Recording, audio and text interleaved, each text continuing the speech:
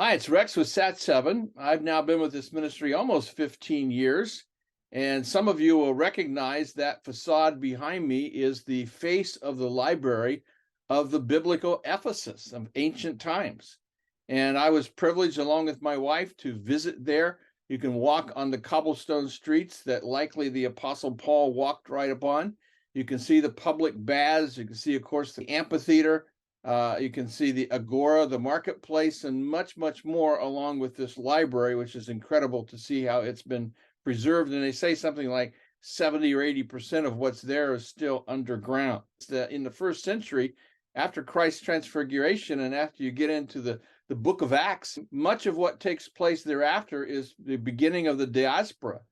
And not only the Apostle Paul, but all the disciples were scattered and they carried the truth to the ancient world. But in doing so, much of what happened in the early church was outside of the Holy Land.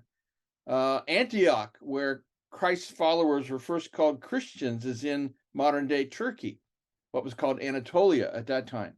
The seven churches of Revelation, including Ephesus, are all in Turkey, Anatolia, and now modern day Turkey. So as you continue to look down through that and you think about their Christian heritage, that they've lost any sense of that, one of the things that Sat7 Turk, our channel in Turkish, tries to do is a lot of Christian documentaries. Middle Easterners like documentaries, Turkish especially. And so they present the history so that they can understand it.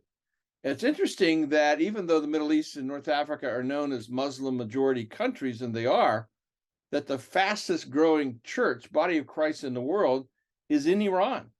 And missiologists have been telling us that for a number of years now. The fastest growing church in the Arab world, Arabic speaking countries, is now in Algeria. And what people are thinking may be the next fastest growing church, believe it or not, is in Afghanistan, where, of course, the Taliban is oppressively and ruling and persecuting in the process. So persecution and oppression, God has always used it. We don't want to pray for it. We don't want to experience it. But at the same time, that kind of severe adversity causes people to seek out Christ and ask those deep questions about, is God there? Does he know me? What happens to me when I die? And can I know him? And Sat7's commitment, of course, is to share the gospel and to make God's love visible throughout the Middle East and North Africa. It's a pleasure and a privilege to serve in that way. And I'm grateful that God has allowed me to be part of it.